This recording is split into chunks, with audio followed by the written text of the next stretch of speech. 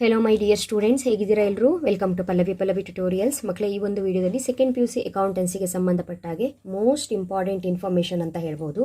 So 2025-26 ಅಂದರೆ ಈ ವರ್ಷ ಯಾರು ನೀವು ಸೆಕೆಂಡ್ PUCಯನ್ನು ಸ್ಟಡಿ ಮಾಡ್ತಾ ಇದ್ದೀರಿ, 2026ಅಲ್ಲಿ ಬರುವಂತಹ ಆ್ಯನ್ಯುವಲ್ ಎಕ್ಸಾಮಿಗೆ ಏನು ಪ್ರಿಪೇರ್ ಆಗ್ತಾ ಇದ್ದೀರಿ ಮಕ್ಕಳೇ, ನೀವು ಅಕೌಂಟೆನ್ಸಿಯಲ್ಲಿ ಎಷ್ಟು ಚಾಪ್ಟರ್ಗಳನ್ನ ಓದ್ಕೊಳ್ಬೇಕು, ಯಾವ ಚಾಪ್ಟರ್ಗಳಲ್ಲಿ ಏನೇನು ಕಾನ್ಸೆಪ್ಟ್ ಬರುತ್ತೆ ಅಂತ ಹೇಳಿದ್ರೆ, ಈಗ ಒಂದು ಚಾಪ್ಟರ್ ಅಂತ ಬಂದಾಗ ಯಾವ ಕಾನ್ಸೆಪ್ಟಿನ ಮೇಲೆ ಪ್ರಾಬ್ಲಮ್ ರೈಸ್ ಆಗುತ್ತೆ, ಎಷ್ಟು ಮಾರ್ಕ್ಸಿಗೆ ಪ್ರಾಬ್ಲಮ್ ಬರುತ್ತೆ. ಕೆಲವೊಂದು ಚಾಪ್ಟ್ರಲ್ಲಿ 12 ಮಾರ್ಕ್ಸ್ ಪ್ರಾಬ್ಲಮ್ ಕೇಳೋದೇ ಇಲ್ಲ, ಕೆಲವೊಂದು ಚಾಪ್ಟ್ರಲ್ಲಿ 6 ಮಾರ್ಕ್ಸಿನ ಪ್ರಾಬ್ಲಮ್ ಕೇಳೋದೇ ಇಲ್ಲ.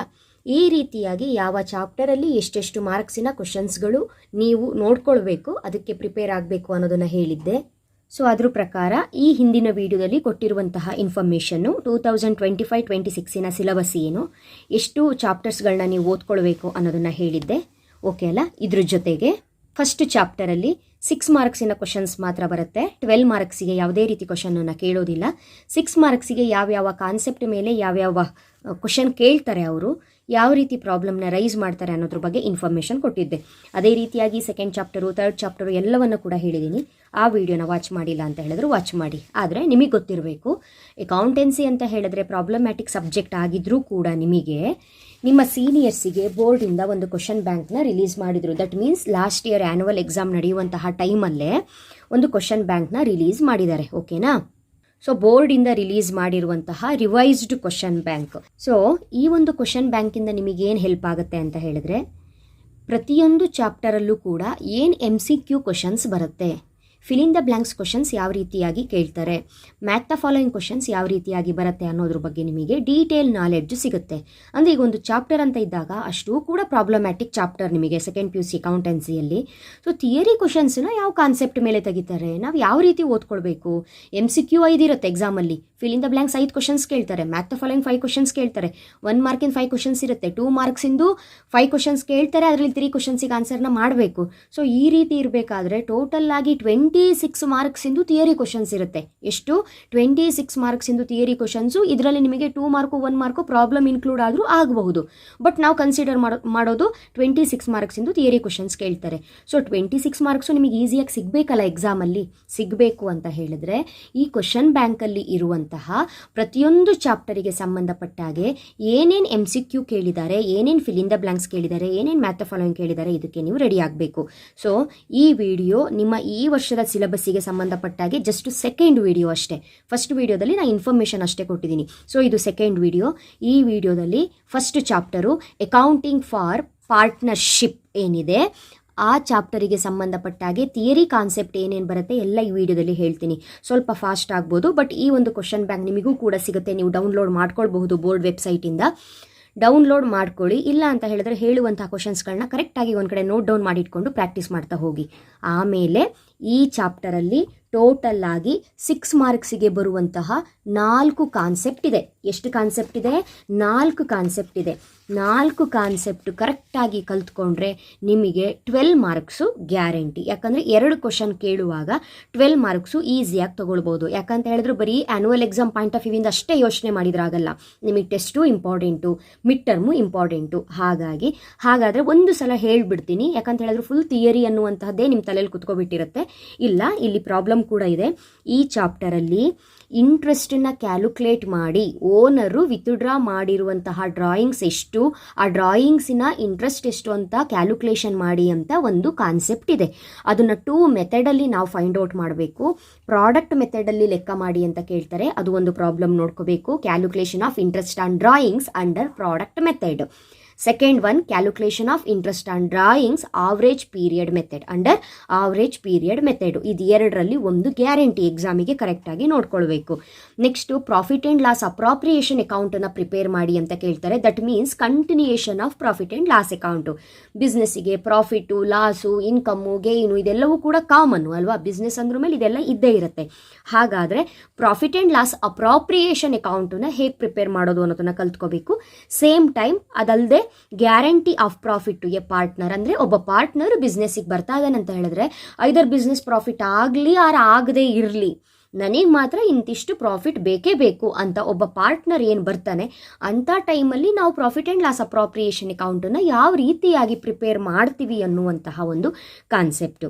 ಈ ಕಾನ್ಸೆಪ್ಟಿಗೆ ಸಂಬಂಧಪಟ್ಟಾಗೆ ಒಂದೊಂದು ಕಾನ್ಸೆಪ್ಟಿಗೆ 10 ಪ್ರಾಬ್ಲಮ್ಗಳನ್ನ ನಾನು ಸೊಲ್ಯೂಷನ್ ಮಾಡಿ ಅಪ್ಲೋಡ್ ಮಾಡಿದ್ದೀನಿ ನನ್ನ ಚಾನಲಲ್ಲಿ. ಬಟ್ ಈ ವರ್ಷ ಫ್ರೆಶ್ ಆಗಿ ಸ್ಟೂಡೆಂಟ್ಸಿಗೆ ನಾನು ಅಪ್ಲೋಡ್ ಮಾಡ್ತೀನಿ. ಬಟ್ ಥಿಯರಿ ಕಾನ್ಸೆಪ್ಟು ಮುಗಿಲೇಬೇಕು. ಹಾಗಾದರೆ ನಾವು ಈ ಚಾಪ್ಟರಲ್ಲಿ ಏನೇನು MCQ ಕೇಳಿದ್ದಾರೆ ಅನ್ನೋದನ್ನು ನೋಡ್ತಾ ಹೋಗೋಣ. ಸ್ವಲ್ಪ ಫಾಸ್ಟ್ ಆಗ್ಬೋದು, ಬಟ್ ನೀವು ಪಾಸ್ ಮಾಡಿ ಒಂದು ಕಡೆ ನೋಟ್ ಡೌನ್ ಮಾಡಿಟ್ಕೊಂಡ್ರು okay. Multiple choice question. The agreement between partner may be in. ಮಕ್ಕಳೇ ನೋಡಿ, ಒಂದು ಬಿಸ್ನೆಸ್ಸಲ್ಲಿ ಪಾರ್ಟ್ನರ್ಸು ಅಗ್ರಿಮೆಂಟ್ ಮಾಡ್ಕೊಳ್ತಿದ್ದಾರೆ ಅಂತ ಹೇಳಿದ್ರೆ ಆ ಅಗ್ರಿಮೆಂಟು ಒಂದೇ ಓರಲ್ ಆಗಿರಬೇಕು, ಇಲ್ಲ ರಿಟರ್ನ್ ಫಾರ್ಮಲ್ಲಿ ಇರಬೇಕು. ಹಾಗಾಗಿ ನಾವು ಇದಕ್ಕೆ ಆನ್ಸರ್ನ ಓರಲ್ ಆರ್ ರಿಟರ್ನ್ ಅಂತ ಬರಿತೀವಿ. ಇದು ಆನ್ಸರು. ಎರಡನೇದು, partnership deed may not contains. Partnership deed ಅಂದರೆ ಏನು? ಅದೊಂದು document which contains the rules and regulations of the business ಅಲ್ವಾ. ಆ ಪಾರ್ಟ್ನರ್ಶಿಪ್ ಡೀಡು ಏನೇನು ಕಂಟೆಂಟ್ಸ್ಗಳನ್ನ ಇನ್ಕ್ಲೂಡ್ ಆಗಿರುತ್ತೆ ಅಂತ ನಾವು ಫಸ್ಟ್ ಚಾಪ್ಟ್ರಲ್ಲೇ ಓದಿರ್ತೀವಿ. 2 ಮಾರ್ಕ್ಸಿಗೂ important question. State any 2 contents of partnership deed ಅಂತ ಕೇಳ್ತಾರೆ. ಸೊ ಒಂದಿಷ್ಟು ನಾವು ಕಂಟೆಂಟ್ಸ್ಗಳನ್ನು ಓದ್ಕೊಂಡಿರುವಂತಹ ನಮಗೆ ಗೊತ್ತಿದೆ. ಈ ಕೊಟ್ಟಿರುವ 4ಅಲ್ಲಿ ಯಾವುದು ಮೇ ನಾಟ್, ಯಾವುದು ಪಾರ್ಟ್ನರ್ಶಿಪ್ ಡೀಡಿನ ಕಂಟೆಂಟ್ ಅಲ್ಲ ಅಂತ ಕೇಳಿದ್ದಾರೆ. ಕನ್ಫ್ಯೂಸ್ ಮಾಡ್ಕೋಬಾರ್ದು. ಪಾರ್ಟ್ನರ್ಶಿಪ್ ಡೀಡಿನ ಕಂಟೆಂಟ್ ಕೇಳಿಲ್ಲ. So name of the firm ಏನಿದೆ ಇದು content. Name and address of the partner ಏನಿದೆ ಇದು ಕೂಡ content. Profit and loss sharing ratio ಏನಿದೆ ಇದು ಕೂಡ content. But ownership of property ಏನಿದೆ ಇದು ಕಂಟೆಂಟ್ ಅಲ್ಲ. So answer D. ಓಕೆನಾ? ಇಲ್ಲಿ ಆನ್ಸರು ಸಿ, ಇಲ್ಲಿ ಡಿ. ಓಕೆನಾ? Next third question. If any partner has advance some money to the firm beyond the amount of his capital, he shall be entitled to get interest on the amount at the rate of. ಎಷ್ಟು interest ಕೊಡಬೇಕು ಅಥವಾ ಸಿಗತ್ತೆ ಅಂತ 6% per annum. Very important topic ಇದು. Next fourth one, interest on capital is generally provided for when ಅಂತ ಇದೆ. So ಕರೆಕ್ಟಾಗಿ ಕಾನ್ಸೆಪ್ಟನ್ನು ಒಂದ್ಸಲ ಓದ್ಕೋಬೇಕು. Interest on capital is generally provide. ಯಾವಾಗ ನಾವು ಇಂಟ್ರೆಸ್ಟ್ ಆನ್ ಕ್ಯಾಪಿಟಲ್ನ ಪ್ರೊವೈಡ್ ಮಾಡ್ತೀವಿ ಅಲ್ವಾ. First, the partners contribute unequal amounts of capital but share profits equally. Next, the partners contribute equal amounts of capital but share profit unequally. ಎರಡು ಕೂಡ correct. ಹಾಗಾಗಿ answer both A and B situation ಅಂತ answer. Next, when fixed amount is withdrawn on the first day of every month. 6 ಮಾರ್ಕ್ಸಿನ ಪ್ರಾಬ್ಲಮ್ನ attend ಮಾಡಬೇಕಾದ್ರೆ ನಿಮಗೆ ಗೊತ್ತಿರುತ್ತೆ. ನಾವು ಆವ್ರೇಜ್ ಪೀರಿಯಡ್ ಮೆಥಡ್ ಅಂತ ಹೇಳ್ಕೊಂಡು ಒಂದು ಮೆಥಡ್ನ ಫಾಲೋ ಮಾಡ್ತೀವಿ. Calculation of interest on drawings. ಅದರಲ್ಲಿ every year beginning, every year middle, every year end ಅಂತ ನಾವು ಓದ್ತೀವಿ. ಫಸ್ಟ್ ಡೇ ಅಂತ ಹೇಳಿದ್ರೆ ಬಿಗಿನಿಂಗ್ ಅಂತ ಆಯಿತು. ಆವಾಗ ನಾವು ಆವ್ರೇಜ್ ಪೀರಿಯಡ್ನ ಹೇಗೆ ಕ್ಯಾಲ್ಕುಲೇಟ್ ಮಾಡ್ತೀವಿ ಆಲ್ರೆಡಿ ಹೇಳ್ಕೊಟ್ಟಿದ್ದೀನಿ. ಯಾವ ರೀತಿಯಾಗಿ ಕ್ಯಾಲ್ಕುಲೇಟ್ ಮಾಡ್ತೀವಿ ಅಂತ ಹೇಳಿದ್ರೆ, ಬಿಗಿನಿಂಗ್ ಬಂದರೆ 6.5 ಮಂತ್ ಬರುತ್ತೆ, 6.5 ತಿಂಗಳು ಬರುತ್ತೆ. ಮಿಡಲ್ ಅಂತ ಬಂದರೆ ಎಕ್ಸಾಕ್ಟ್ ಆಗಿ 6 ಮಂತ್ ಬರುತ್ತೆ. ಅದೇ ರೀತಿ ಎಂಡ್ ಅಂತ ಬಂದಾಗ ಎಕ್ಸಾಕ್ಟ್ ಆಗಿ 5.5 ಮಂತ್ಸ್ ಬರುತ್ತೆ. ಅವ್ರು ಇಲ್ಲೇನು ಕೇಳಿದ್ದಾರೆ, first day of every month ಅಂತ ಕೇಳಿದ್ದಾರೆ. First day of every month ಅಂತ ಹೇಳಿದರೆ ಬಿಗಿನಿಂಗ್ ಆಫ್ ಎವ್ರಿ ಮಂತ್ ಅಂತ ಅರ್ಥ. ಆನ್ಸರು ಆಪ್ಷನ್ ಸಿ ಆಗಿರುತ್ತೆ. ಅದೇ ಅವರೇನಾದರೂ ಮಿಡಲ್ ಅಂತ ಕೇಳಿದರೆ 6 ಆಗ್ತಾ ಇತ್ತು. ಮಿಡಲ್ ಅಂತ ಕೇಳಿದರೆ 6 ಆಗ್ತಾ ಇತ್ತು. ನೆಕ್ಸ್ಟು ಎಂಡ್ ಅಂತ ಕೇಳಿದರೆ 5.5 ಮಂತ್ಸ್ ಆಗ್ತಾ ಇತ್ತು.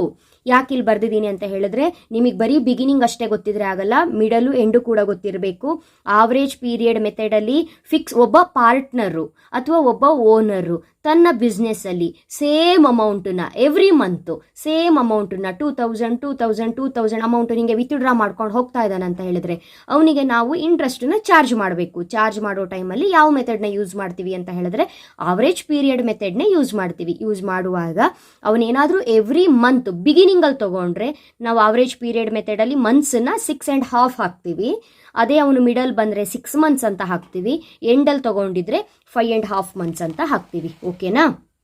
Next sixth one, when varying amounts, ಇಲ್ಲೇ ಬಂದ್ಬಿಡ್ತು.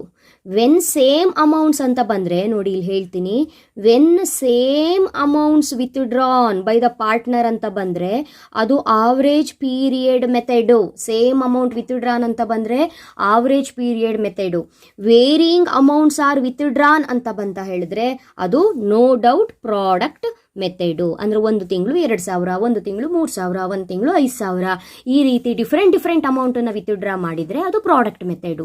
ಪ್ರತಿ ತಿಂಗಳು ಜನವರಿಲೂ 2,000, ಫೆಬ್ರವರಿಲೂ 2,000, ಏಪ್ರಿಲಲ್ಲೂ 2,000, ಈ ರೀತಿಯಾಗಿ ಸೇಮ್ ಅಮೌಂಟ್ ವಿತ್ಡ್ರಾ ಮಾಡ್ತಾ ಇದ್ರೆ ಅದು average period method. Next 7th one, adjustment for correction of omission. Adjustment for correction of omission and commission can be made in. First PUC ಅಲ್ಲಿ ಓದ್ಕೊಬಂದಿರ್ತೀರಿ ಕಾನ್ಸೆಪ್ಟು. ಸೊ ಇದಕ್ಕೆ ಆನ್ಸರು ಕರೆಕ್ಟಾಗಿ ನೋಡ್ಕೊಳ್ಳಿ. Adjustment for correction of omission and commission. So ಇಲ್ಲಿ concept ಏನೇನಿದೆ ನೋಡಿ, profit and loss adjustment account ಅಂತ ಇದೆ, directly in the capital accounts of concerned partners ಅಂತ ಇದೆ, ರಿವ್ಯಾಲ್ಯೂಯೇಷನ್ ಅಕೌಂಟ್ ಅಂತ ಇದೆ, next both A and B situation ಅಂತ ಇದೆ. So correction of omission and commission, ಇಲ್ಲಿ a profit and loss adjustment account ಒಂದು, ಇನ್ನೊಂದು directly in the capital accounts of concern partners. Revaluation account ಇದಕ್ಕೆ ಸಂಬಂಧಪಟ್ಟಿಲ್ಲ. So answer both A and B situation right answer. Next, in order to form a partnership, ಒಂದು partnership ಬಿಸ್ನೆಸ್ಸನ್ನು start ಮಾಡಬೇಕು ಅಂತ ಹೇಳಿದರೆ there should be at least 2 people. There should be at least 2 people because partnership is an agreement between 2 or more people. ಹಾಗಾಗಿ at least ಪಾರ್ಟ್ನರ್ಶಿಪ್ಪಲ್ಲಿ 2 people ಇರಲೇಬೇಕು.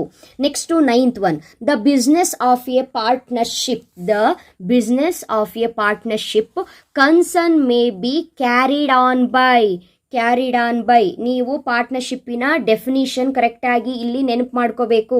The relationship between the persons who have agreed to share of the profit of the business carried on by all, that means all partners or any one of them acting for all. ಅದು meaning ಇರೋದೇ ಈ ರೀತಿ. Partnership is a relationship between the persons who have agreed to share of the profits of a business carried on by all or any one of them acting for all ಅಂತಾನೆ ಇರೋದು. So option D right answer. ಇಲ್ಲಿ ನೀವು definition ಕಲ್ತ್ಕೊಂಡಿದ್ದೆ ಆದರೆ ಇದೇ answer ಅಂತ ನಿಮಗೆ guarantee ಗೊತ್ತಾಗುತ್ತೆ. Next 10th one, the agreement between partners must be to share. ಬಿಸ್ನೆಸ್ಸಲ್ಲಿ ಅಗ್ರಿಮೆಂಟ್ ಮಾಡ್ಕೊಳ್ತಾರಲ್ಲ, ಯಾವ ಕಾರಣಕ್ಕಾಗಿ ಅಗ್ರಿಮೆಂಟ್ನ ಮಾಡ್ಕೊಳ್ಳೋದು? ಬಿಸ್ನೆಸ್ಸಲ್ಲಿ ಬರುವಂತಹ ಪ್ರಾಫಿಟ್ಟು ಮತ್ತು ಲಾಸನ್ನು ಶೇರ್ ಮಾಡ್ಕೊಳ್ಳೋಕ್ಕೆ. ಕರೆಕ್ಟ್ ಅಲ್ವಾ? ಬರೀ ಪ್ರಾಫಿಟ್ಟು ಅಲ್ಲ, ಬರೀ ಲಾಸು ಅಲ್ಲ, ಬರೀ ಡ್ಯೂಟಿ ರೆಸ್ಪಾನ್ಸಿಬಿಲಿಟೀಸು ಅಲ್ಲ. ಬಿಸ್ನೆಸ್ ಅಂದ್ರ ಮೇಲೆ ಬಿಸ್ನೆಸ್ಸಲ್ಲಿ ಬರುವಂತಹ ಪ್ರಾಫಿಟ್ ಆ್ಯಂಡ್ ಲಾಸ್ನ ನಾವು ಶೇರ್ ಮಾಡ್ಕೊಳ್ಳೋಣ ಅಂತ ಅಗ್ರಿಮೆಂಟನ್ನು ಮಾಡ್ಕೊಳ್ತಾರೆ. Next, the liability of a partner for acts of the firm is ಅಂತ ಕೇಳಿದ್ದಾರೆ.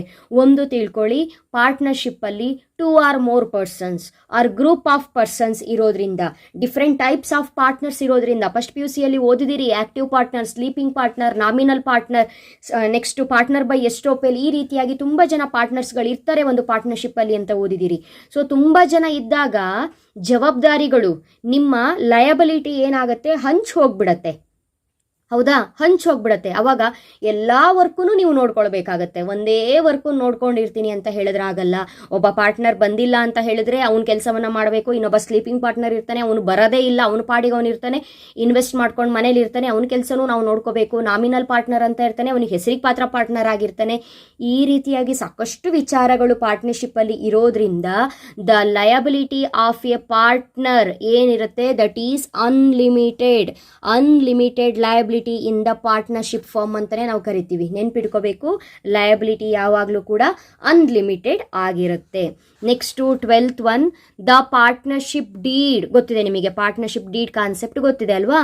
The partnership deed should be properly drafted and prepared as per the provision of. ಈಗ ನಾವು ಪಾರ್ಟ್ನರ್ಶಿಪ್ ಡೀಡ್ ಅಂದರೆ ನಾನು ನೀವು ಸೇರಿ ಒಂದು ಪಾರ್ಟ್ನರ್ಶಿಪ್ ಬಿಸ್ನೆಸ್ನ ಶುರು ಮಾಡೋಣ ಅಂತ ಪ್ಲ್ಯಾನ್ ಮಾಡ್ಕೋತೀವಿ ಮಕ್ಕಳೇ. ಬಿಸ್ನೆಸ್ಸನ್ನು ಸ್ಟಾರ್ಟ್ ಕೂಡ ಮಾಡ್ತೀವಿ. ನಿಮ್ಮ ಮಧ್ಯ ಒಂದು ಅಗ್ರಿಮೆಂಟ್ ಆಗುತ್ತೆ. ಆ agreement should be in oral or written ಅನ್ನೋದು ನಮಗೆ ಗೊತ್ತಿದೆ. ಆ ಅಗ್ರಿಮೆಂಟ್ ಇರುವಂತಹ ಆ ಒಂದು ಡಾಕ್ಯುಮೆಂಟನ್ನು ನಾವೇನಂತ ಕರಿತೀವಿ, ಪಾರ್ಟ್ನರ್ಶಿಪ್ ಡೀಡ್ ಅಂತ ಕರಿತೀವಿ. ಸೊ ಈ ಪಾರ್ಟ್ನರ್ಶಿಪ್ ಡೀಡನ್ನು ನಾವು should be drafted and prepared. ನಾವು ಡ್ರಾಫ್ಟು ಮತ್ತು prepare as per the provision ಯಾವುದ್ರ ಪ್ರಕಾರ ಮಾಡ್ತೀವಿ ಅಂತ ಹೇಳಿದ್ರೆ ಸ್ಟ್ಯಾಂಪ್ ಆ್ಯಕ್ಟ್ ಪ್ರಕಾರ ಮಾಡ್ತೀವಿ.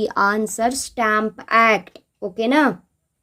Next the clauses of partnership deed can be altered with the consent of ಅಂತ ಇದೆ. ನಾವು ಪಾರ್ಟ್ನರ್ಶಿಪ್ ಅಂತ ಬಂದಾಗ ಇಲ್ಲಿ ಒಬ್ಬ ಪಾರ್ಟ್ನರು, ಇಬ್ಬರು ಪಾರ್ಟ್ನರು, 10 ಪಾರ್ಟ್ನರ್ಸು ಈ ರೀತಿ ಬರಲ್ಲ. ಎಲ್ಲ ಪಾರ್ಟ್ನರ್ಸು ಕೂಡ ಅವರ ಒಪ್ಪಿಗೆ ತುಂಬಾ ಇಂಪಾರ್ಟೆಂಟ್ ಆಗಿರುತ್ತೆ. ಹಾಗಾಗಿ all the partners answer. Next one, in absence of partnership deed profits or losses must be shared in the absence of partnership deed. ಅಂದರೆ ಯಾವುದಾದ್ರೂ ಒಂದು ಬಿಸ್ನೆಸ್ಸಲ್ಲಿ ಪಾರ್ಟ್ನರ್ಶಿಪ್ ಡೀಡ್ ಇರಲ್ಲ ಅಂತ ಅನ್ಕೊಳ್ಳಿ. ಇಲ್ದಿದ್ರು ಪಾರ್ಟ್ನರ್ಶಿಪ್ ನಡೆಸ್ಬೋದು, ಖಂಡಿತ ನಡೆಸಬಹುದು. That means partnership agreement should be oral or written ಅಂತ ನಾವು ಹೇಳೋದು. ಒಂದೇ ಓರಲ್ ಫಾರ್ಮಲ್ಲಿ ಇರಬೇಕು, ಇಲ್ಲ ರಿಟರ್ನ್ ಫಾರ್ಮಲ್ಲಿ ಇರಬೇಕು.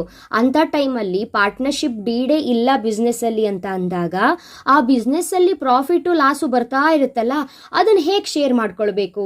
ಡೀಡ್ ಇತ್ತು ಅಂತ ಹೇಳಿದ್ರೆ ನಿನಗೆ 5%, ನಂಗೆ 2%, ಅವನಿಗೆ 3%, ಇನ್ನೊಬ್ನಿಗೆ 4% ಅಂತ ಹೇಳ್ಕೊಂಡು ಅಗ್ರಿಮೆಂಟ್ ಮಾಡ್ಕೊಂಡಿರ್ತೀವಿ. ಅಗ್ರಿಮೆಂಟೇ ಇಲ್ಲ ಅಂದಾಗ ಬಿಸ್ನೆಸ್ಸಿಗೆ ಬರುವಂತಹ ಪ್ರಾಫಿಟ್ ಆ್ಯಂಡ್ ಲಾಸಸ್ಗಳನ್ನು ಯಾವ ರೀತಿ ಶೇರ್ ಮಾಡ್ಕೊಳ್ಬೇಕು? ಅವಾಗ ಇದಕ್ಕೆ ಆನ್ಸರು ಡೀಡ್ ಇಲ್ಲ ಅಂತ ಹೇಳಿದ್ರೆ ಈಕ್ವಲ್ ಆಗಿ ಶೇರ್ ಮಾಡ್ಕೊಳ್ಬೇಕು. ಅದು ಎಷ್ಟಾದರೂ ಬರಲಿ, ಎಷ್ಟು ಜನ ಪಾರ್ಟ್ನರ್ಸ್ ಬೇಕಾದರೂ ಇರಲಿ, ಈಕ್ವಲ್ ಆಗಿ ಶೇರ್ ಮಾಡ್ಕೊಳ್ಬೇಕು. Next last MCQ question, when the dates of withdrawal are not specified, interest on drawings is to be calculate for the average period of. ಯಾವಾಗ ಅಂತ ಹೇಳಿದ್ರೆ ಬಿಗಿನಿಂಗ್ ಅಂತ ಹೇಳಿದ್ರೆ 6.5, ಮಿಡಲ್ ಅಂತ ಹೇಳಿದ್ರೆ 6, ಎಂಡ್ ಅಂತ ಹೇಳಿದ್ರೆ 5.5 ಅಂತ ಏನು ಓದ್ಕೊಂಡಿದ್ದೀವಿ ಈ ರೀತಿಯಾಗಿ. ಆದರೆ ಅಮೌಂಟನ್ನು ವಿತ್ಡ್ರಾ ಮಾಡಿರೋದಕ್ಕೆ ಸ್ಪೆಸಿಫಿಕ್ ಆಗಿ ಒಂದು ಟೈಮನ್ನು ಕೊಟ್ಟೇ ಇಲ್ಲ, ಡೇಟನ್ನು ಕೊಟ್ಟೇ ಇಲ್ಲ ಅಂತ ಹೇಳಿದರೆ ಅಂಥ ಟೈಮಲ್ಲಿ ನಾವು ಎಷ್ಟು ಮಂತ್ ಅಂತ ಕ್ಯಾಲ್ಕುಲೇಷನಿಗೆ ತಗೊಳ್ಬೇಕು? ಎಕ್ಸಾಕ್ಟ್ ಆಗಿ 6 ಮಂತ್ ಅಂತ ಕ್ಯಾಲ್ಕುಲೇಷನಿಗೆ ತಗೋಬೇಕು.